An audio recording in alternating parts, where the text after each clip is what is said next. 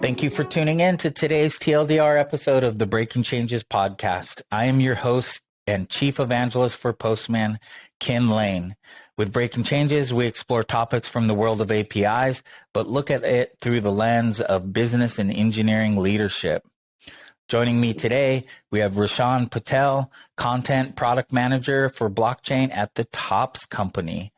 Roshan introduced me to the intersection of the blockchain and APIs when it comes to delivering more meaningful experiences across a variety of sports, providing a much more compelling view of NFTs in the blockchain than what you might hear elsewhere online today.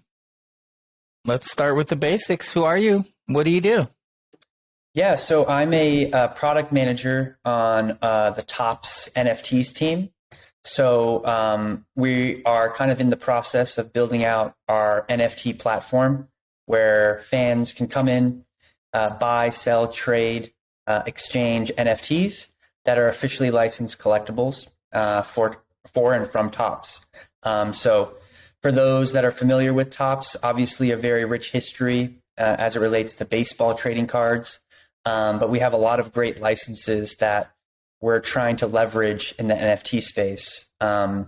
So very new and developing space, exciting space, very kind of new area where I think, there are a lot of people that are maybe a little skeptical about NFTs, but hopefully we can kind of demystify some of that on our conversation today.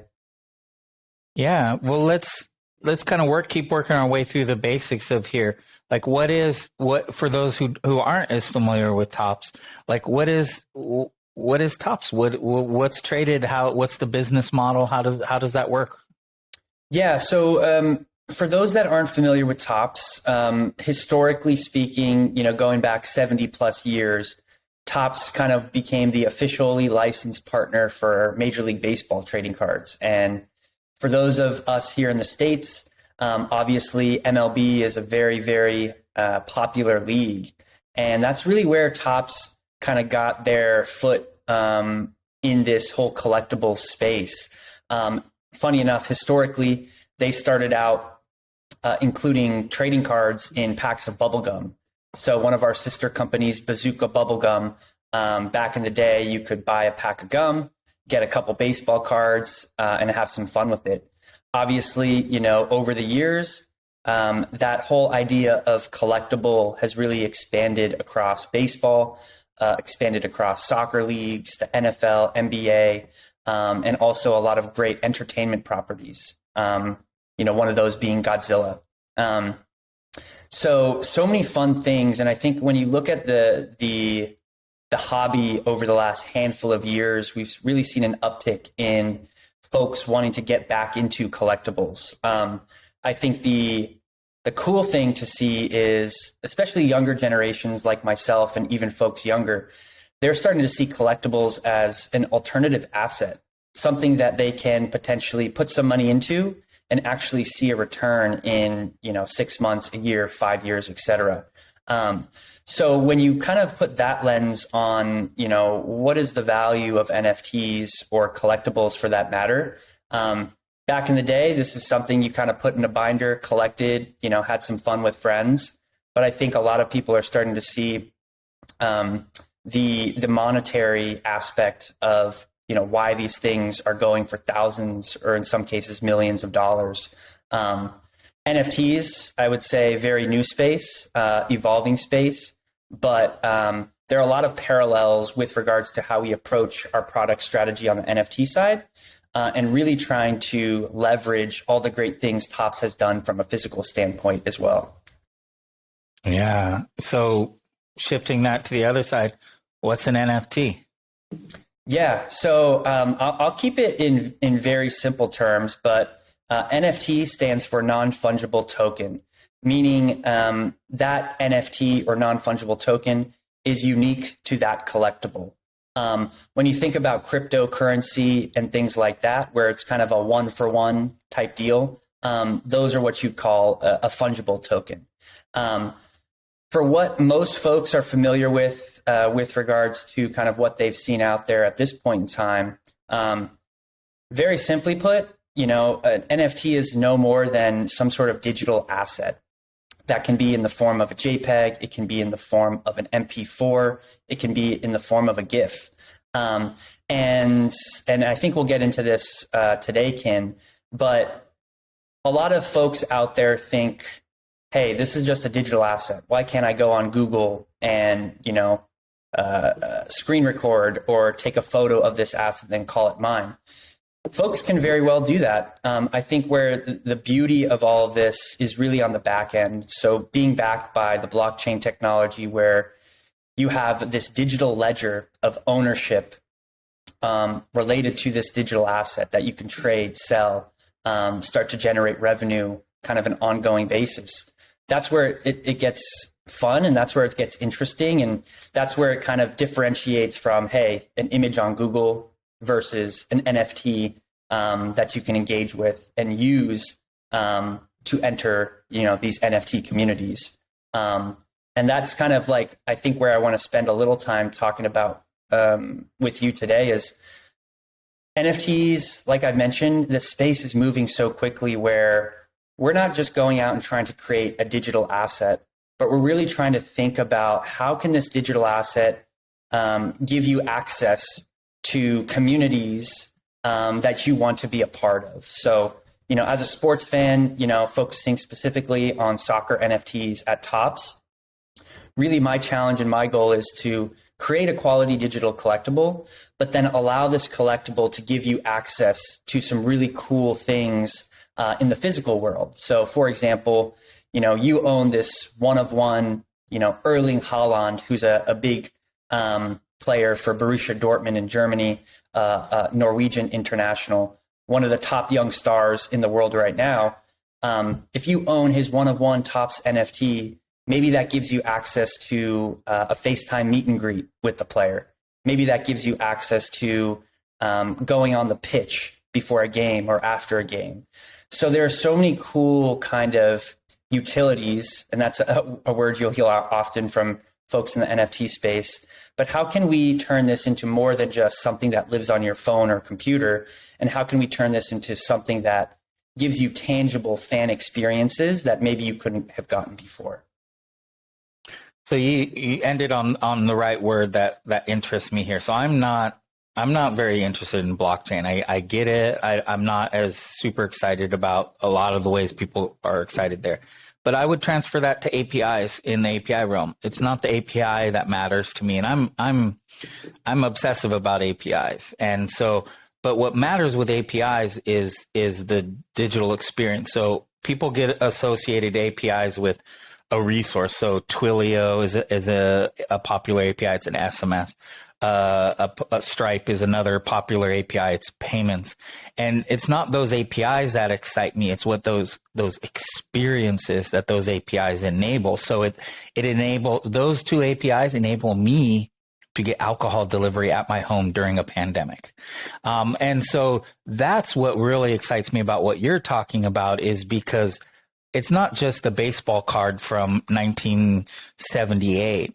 It's that, which is the resource. It's the fact that I went there with my dad, or I went there with my uncle, or they won the World Series, or so there's a lot more experience being codified into that NFT or that digital that matters. So I mean, it's much more than just transferring baseball cards digitally and making it available on the blockchain, right? Absolutely. And you've touched on a couple kind of really important key themes here, which is the product itself, but almost more importantly is the experience that we're creating. And oftentimes I used kind of the word digital ecosystem. I think, having worked kind of in e-commerce prior to Topps, one of the things we used to say a lot is, we don't want to drive folks to a destination.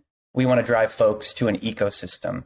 So once you get them in, where can you drive them, down that funnel to either give them more information to learn more about the product, or if they're ready to buy, getting them right to the buy now page. So, kind of two kind of parallel paths here as we kind of go out and build the Topps NFTs marketplace and platform. I think APIs are a very critical piece to how we almost build efficiencies into the digital business that we've envisioned. That involves a lot of things. It includes the front end experience. It includes kind of, user flows from signing up to two-factor authentication to being able to buy with a credit card. That's kind of one of the innovative pieces that we've tried to bring to our platform to try and make NFTs more accessible. A lot of these projects out there, you have to pay with cryptocurrency. And, just to open up a digital wallet to buy or trade cryptocurrency is somewhat of a daunting task. It took me some time to really figure out. I think one thing that we're trying to do at Tops is trying to make NFTs more accessible, not just for the crypto savvy folks, but also for, folks that are just fans of a particular team or a league. So that's been one of the great things that I think we've been doing here at Tops and that we'll continue to do moving into the future. And then, there's the product itself. I think one of the things you mentioned was really around trying to get folks to understand this is more than just a digital asset. And what allows us to open up these really unique opportunities is kind of what is called the smart contract. So each NFT has, this pseudo contract associated with it where, the world is your oyster, really. You can do whatever you want within that smart contract. And that stuff is all viewable and visible on the blockchain. So, I think there's still some way to go in terms of making the blockchain this truly transparent vehicle for folks to know exactly what they're investing in and what they're getting out of the NFT. But the smart contract is something that we're trying to do a lot of work with on the top side to engage and also make some of these really cool physical types of experiences possible. Yeah, that's there's a lot of potential there. And I know your background, when we talked before, you have a product management background. And one of the most critical pieces of APIs is not, and people don't always understand this, that APIs are a journey. It's not like you put out this API and you're done, check, we won. You have to iterate and you have to evolve and you have to have feedback loops with your customers to be able to understand what they need. And so it's a journey to try to meet that. So I'm assuming you guys have started this journey and are well into it, but there's a lot of learning and feedback loop mechanisms needed so for you all to dial it in and make it something that people actually need and understand and will invest in, right? Oh, for sure. I think with any sort of digital business, things never go according to plan. Doesn't matter how good your product roadmap is, how many talented folks you have on your team. There's no better way to learn than by just doing it and iterating as you go. And, you mentioned the product management background. I love that stuff. I love things that just work. They don't have to be fancy. They just need to work. And oftentimes with technology, things sometimes don't work and it frustrates customers and it frustrates users. We've kind of gone through, all those kind of roadblocks and hiccups with Tops, and we have gotten better. And really that's a testament to our development team and our product management team and really the whole team because, and I say this a lot, but before NFTs were even a thing, my passion is soccer. My passion is product management. And for me, this was a great opportunity to kind of combine all those things that I've been following and doing for the past 10 plus years and kind of bring that together and help build this team from scratch. So it has been a whirlwind for sure. We're making some really good progress. But to your point, there's no better way to test and learn. And I think one thing to mention about this Web3 NFT cryptocurrency community is we try to leverage community feedback as much as possible. And I know a lot of brands do that, a lot of companies do that, but that is kind of one of our main sources of determining what we prioritize on our product roadmap. And I think that's the beauty of NFTs is it's really about the community and the fans and their customers are very much so a part of the brand or the experience that you're building. So a lot of the additions that, we've just implemented on topsnfts.com are very aligned with, one, business priorities. Obviously, that's a given. But then two, kind of working backwards, hearing what the community has to say and trying to deliver features and functionality that make their experience a little more pleasant. Yeah, so important. I mean, that product management experience and view of things, I think, is a healthy place, because it can be daunting to make sense and figure out the signal within the noise. And public APIs scare the hell out of a lot of companies because there's a lot of unknown unknowns. But how do you establish so much confidence in it? I mean, there's some shady, not so good things happening, not just with APIs, but with crypto and in this world. So does this feedback loop help you guys cut through some of that and figure out what's healthy for business, what's not, what's healthy for the community, all of that? Yeah, absolutely. I think just even kind of going back to when Topps NFTs really started, which was about 1 year ago when I joined. Even a year ago, there were less NFT/crypto companies out there that could provide some of these microservices or API integrations than they are today. So as we were scoping out this project, a year ago, which it really isn't that long ago in the grand schemes of building a business, we had to kind of go with partners that had a proven product and that had some sort of success metrics. Fast forward to today, there are a lot more players in the marketplace. There are a lot more potential partnerships to be had. And I think ultimately, we're evaluating every day who are the best partners to work with, who can provide the services that we're looking for in a very new space. And to your point, yeah, there's a lot of interesting activity and a lot of potential for fraud in this particular space right now, which is all something that we're trying to kind of figure out on the back end to make sure we put the right things in place to kind of get some of these bad actors out and keep the folks that are participating in a legal way happy and secure. So, to your point about APIs, we've gone through some pretty robust kind of payment processing changes over the last few months to help us better deal with kind of these bad actors and keeping folks like that, out of the marketplace. Yeah, I mean, it feels like trust is pretty key in your guys' space and arena. And so translating that to a world, well, I mean, I would say there's a lot of trust in the crypto world, but it's a different beast. But bringing it back to the resources or the digital, the assets, and then the wider experience, like it's easy for me to wrap my head around baseball card, T-shirt, signature, things like that. But you guys are going to, when it comes to experience, I mean, there's a lot more to that. That's community driven, location, flights, travel. Like there's so much that goes into the sports experience in any industry. Are you guys rapidly, bringing in more than just the digital asset themselves? Yeah, absolutely. I think in the background, I've been working on and really, this is all tied to licensing deals, right? So when you go out, you sign a big league or a big team, you kind of try and bake in at the forefront, what are these experiential type events or, signed jerseys or tickets to events going to look like?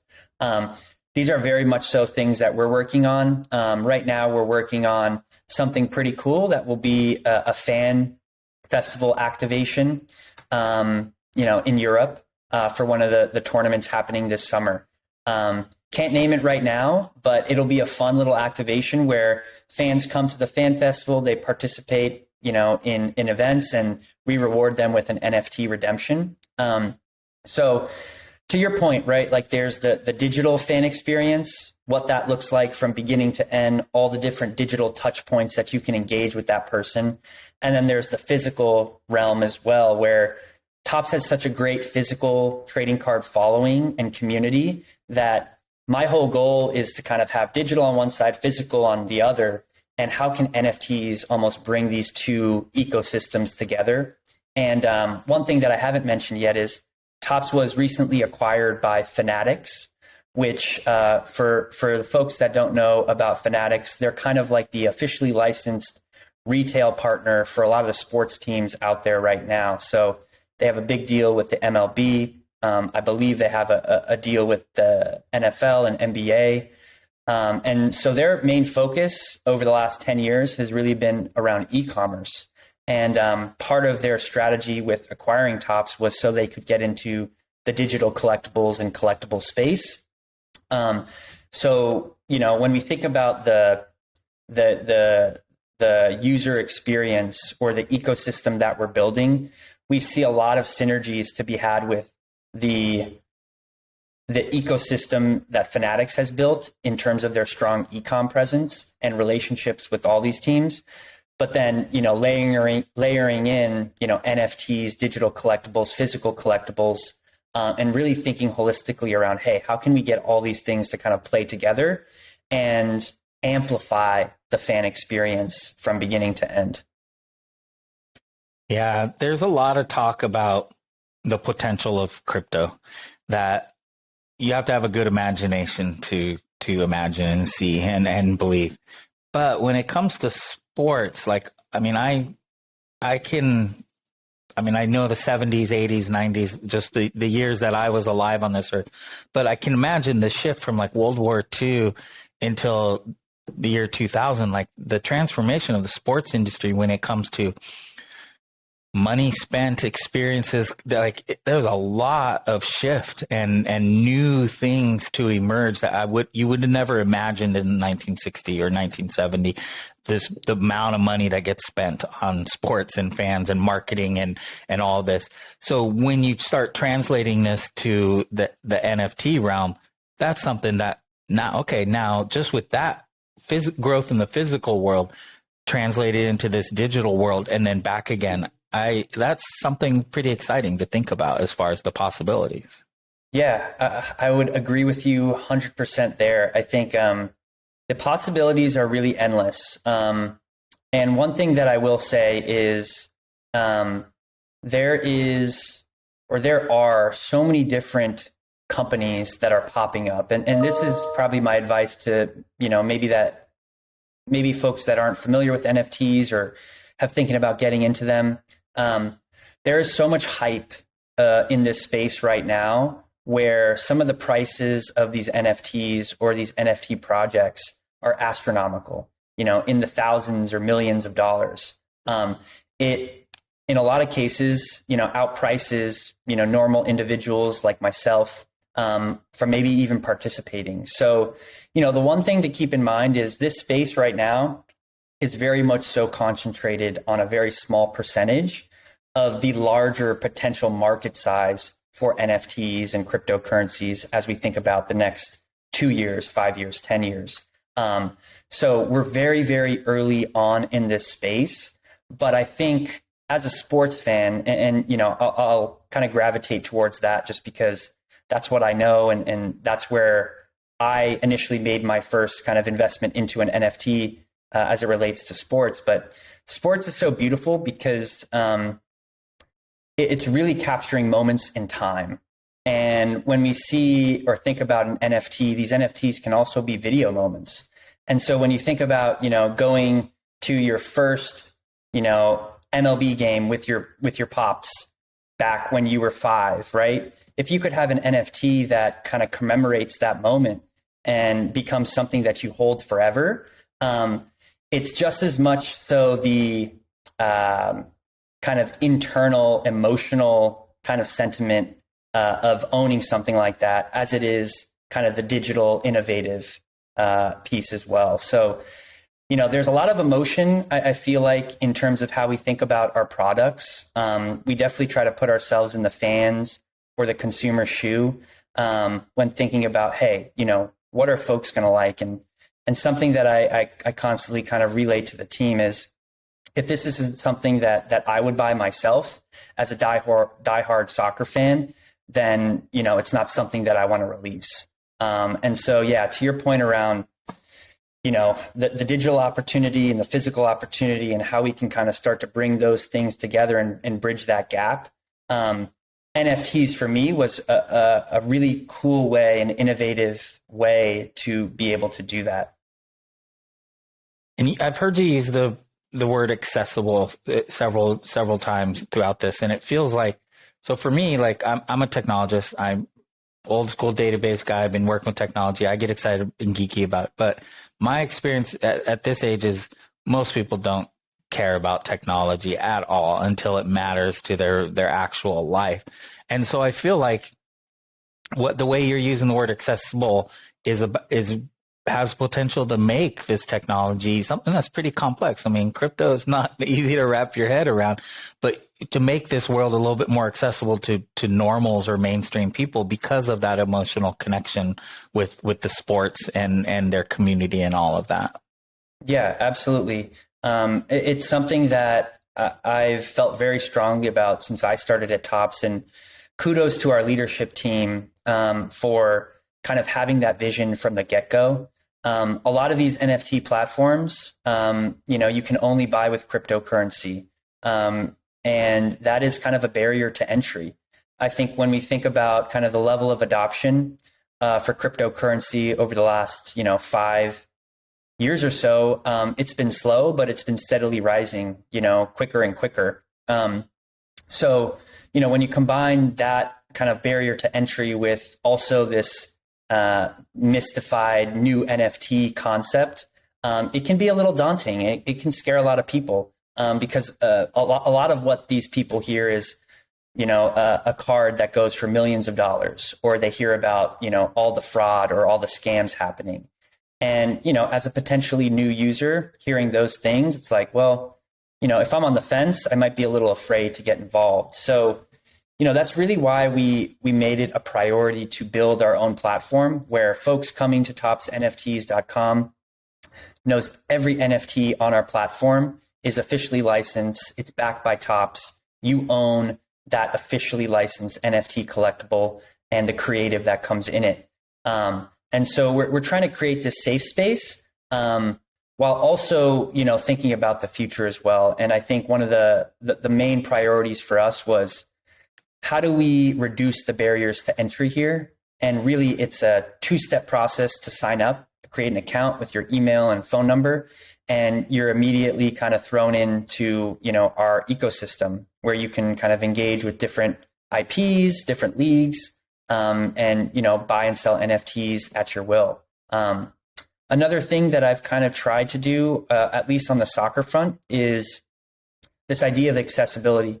I want to create products that aren't going to price people, out of what's reasonable. And so when we think about the products we're selling, I try to keep it, generally at a price point that I think is fair. And I know maybe sometimes that's not the best business approach in terms of, generating the most revenue. But the reception from our community, I think, speaks for itself, where we're releasing, Bundesliga NFT video cards for a much lower price point than what some of these other competitors are doing. And that for me is kind of a proud moment because, like I said, I don't want to sell a product or create a product that I wouldn't buy myself. And so this is all about bringing new fans into the ecosystem. When you slap, $100, $200 price tag on something for, 10 NFTs, sometimes it's a little harder to get someone to buy into that versus, having a pack for maybe $10 where, they get 4 NFTs. So this is all part of the strategy. This kind of thought process goes into every product release that we have across all of our IPs. And it's kind of a fun thing to do because every release, we're learning new things about our customers. We're learning new things about the product. And like I said, we engage with our community to make sure, we're taking their feedback to heart and we're trying to kind of iterate and implement those things for our next releases. Yeah, it feels like there's a lot of talk about regulation coming for crypto, and there's a lot of fear. There's a lot of emotions wrapped up in that. But some folks feel that there's a necessary grounding force and kind of stabilizing.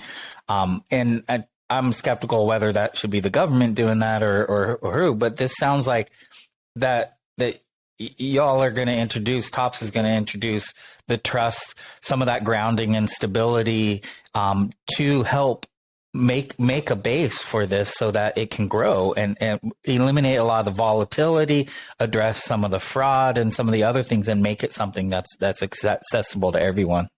Yeah, absolutely. That's kind of one of our main priorities, which is kind of why we've put a lot of effort over the last 3 months or so, kind of trying to stabilize our platform, making sure it's safe, making sure it's secure, making sure, if a customer goes and buys something, they're getting what they paid for, and that thing is being delivered. Right now, I think when you think about some of the blockchain technologies out there, Ethereum being kind of the main one in the NFT space, and Solana also popping up as well. The fees associated with what's called minting an NFT, so creating an NFT and having that live on the blockchain, the fees associated with that are called gas fees. And right now, and I'm sure you guys are aware, the processing power to actually generate an NFT and add that or create that on the blockchain requires a lot of computing power, a lot of energy, and sometimes in a lot of cases, a lot of money. So as we think about the future of the blockchain piece of things, one, it's right now all about kind of level of adoption. So where are the most folks participating and buying these NFTs? What blockchain are they using? And that one right now is Ethereum. But we've actually gone with one that has lower gas fees and also is a little more eco-friendly, called Avalanche. So those are kind of the top three, probably in terms of users and communities as part of that group is Ethereum, Solana, and then Avalanche. And, we'll see the development of more layer one and layer two kind of blockchain solutions kind of over the next year or 2 years. But that's kind of a big pain point right now in this entire space, is just the number of fees associated with just minting an NFT. So these are all things we're kind of trying to take into account. If there are, higher fees to mint an NFT, then usually those costs will be kind of reflected in the price that we're setting for our NFTs. So from a consumer standpoint, we're trying to keep those as low as possible so we can kind of keep our products at an affordable price point across the board. Yeah, it sounds like the stabilization that's needed in the early stages of this to really take it to that next level. On a slightly different tangent, I grew up in America, grew up playing soccer, been to some regional soccer games in America. Nice. Went to my first one in Barcelona. Whole different experience. So are you guys going to be able to fix soccer in America and get our men's team better and make it so American fans are on board? Man, I'll tell you what, I was actually in Orlando a couple of weeks ago for U.S. versus Panama World Cup qualifier. And you're totally right. Football is the global game, except here in America. And just to kind of give you guys a little context, one of my main goals for coming to Topps was maybe a little bit selfishly was to help grow the sport of soccer in America. And I looked at NFTs, what was happening in that space, and saw a great opportunity to grow the game here in America. I grew up playing youth soccer in California. I played Division I soccer at the College of William & Mary in Virginia, and have had kind of a fortunate kind of experiences to be able to travel the world and see the sport be played in a lot of different countries. And I say this a lot with soccer. Sometimes the ball speaks louder than words.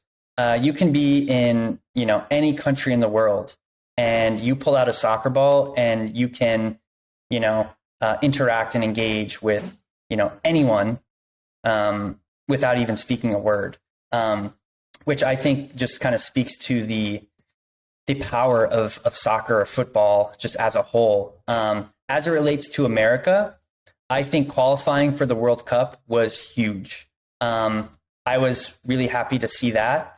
And we have a lot of young stars that are just kind of coming in and slowly growing into the role that I think they will play on the U.S. national team. So 2022 is going to be a kind of a proving ground in Qatar. But in 2026, the World Cup will be in North America, Mexico, Canada, United States. And I think that's going to be kind of our time to shine on the international level. And I think you look at the work being done with Major League Soccer here in America, all the new MLS teams popping up across the country, Charlotte FC setting record attendance for their first inaugural game a couple months ago. So the soccer fever, as I like to call it, is here. I think it's just all about the right type of leadership, the right type of coaching, and honestly, just, pure will. I think what I'd like to see from the U.S. national team is, them going out there and just fighting for the badge. I think we have a lot of great young stars, and I think the next few months is going to be about how we bring these talented players together to get them operating, as one team, as one country, as one nation. Obviously you can tell I'm super passionate about soccer, but I think the one thing that I love about American soccer and American soccer players is they go out there and they compete. And I think when we think about the mentality or the team culture, that's what I hope to see at the World Cup. I don't think we have to play the beautiful game like a Brazil does or a Spain does. We just have to go out and compete and show the world that, hey, America is a future soccer powerhouse. Yeah. Well, you got to my next question, which was, what gets you passionate about the next 5 years? I think you covered that. And for me, I'm always joking when I fly places like an airplane, like I'm always fascinated by the airline industry. And like, I joke that this plane takes off because we collectively believe it's going to, we're going down the road. All of us passengers believe this is going to take off. And so I feel like there's a certain responsibility soccer fans have to in the overall experience that's going to propel our teams to this global position. And so I was somewhat joking when I asked that last question, but you're clearly dead serious about that, that we can harness this digitally and in person and actually get there. Absolutely. I think, and I'll just use one, very kind of interesting, but very real kind of idea is right now on our platform, we have a bunch of MLB Major League Baseball product. We have Godzilla product. We have Bazooka Joe Bubblegum product, and we have Bundesliga soccer product. When we look at the number of kind of repeat users, so folks that come in, for that first launch, the second launch, third, fourth, ultimately, a lot of what folks look for in the NFT space is, the reality is some people are looking to make, a little bit of money by buying and selling cards. And I would guarantee you a lot of the users on our platform now may not have been soccer savvy or interested in soccer, but the second they see, a big Bundesliga soccer star card going for $10,000, they immediately become interested and they immediately start researching who that player is, when they're going to get traded, how many goals they have. So it's a lot of what we see in our Discord, people actually engaging and talking about the sport. And, we have a number of MLB high spenders that also are buying Bundesliga packs and trying to learn about the sport and the team and the club. So it's super fascinating to see, especially in Discord, where you have a potentially new user who knows nothing about soccer, and then another user who knows a lot about soccer, and them coming together and talking about, hey, who's going to be the next hot player that I should be looking out for. And those are some of the fun conversations that we have with our community, and even internally. As we think about the products, we obviously want to include the best players, the best moments. So all of these kind of pieces kind of come into play in terms of, one, our understanding of the game, who the players are, where that team or that league is headed. But then on the back end, being able to create product that really plays up all the great things happening in the world of sports and the world of soccer. Wow, I'm sold, man. You pitched me on. I'm a believer now in this. This is because like I said, the crypto isn't what excites me. It's the experiences that people are going to have, and I think you really speak to that in a meaningful way and elevates it above a lot of the crypto kind of BS that I've been hearing over the last year or two. So, this is impressive. I'm stoked. This has been a great conversation. I'm really looking forward to seeing what y'all are building. Where can we head to learn a little bit more about it? Yeah. So if you guys, and I can send this to you, Ken, after the call as well. But if you go to TOPPS NFTs.com, you'll kind of be thrown into our NFT experience. Like I mentioned, it's very easy to create an account. All you need is an email. You create a username, two-factor authentication with a mobile phone number, and then you're in. You can upload a credit card or debit card to pay for either packs in the store or cards in the marketplace. But the experience from where it is today to where it was 6 months ago, much better, in terms of the way in which folks can get to, what they're looking for. With that being said, a lot more work to be done on our end, from a customer experience standpoint, from a product innovation standpoint. But I can guarantee you, myself and all the other team members at Tops, working day in, day out, to kind of bring this to life, for our community. Well, I appreciate that work. I appreciate you coming here and sharing it with our audience, and appreciate this conversation. Thank you so much. Yeah, appreciate it, Ken. Thanks for having me, and really enjoyed this conversation.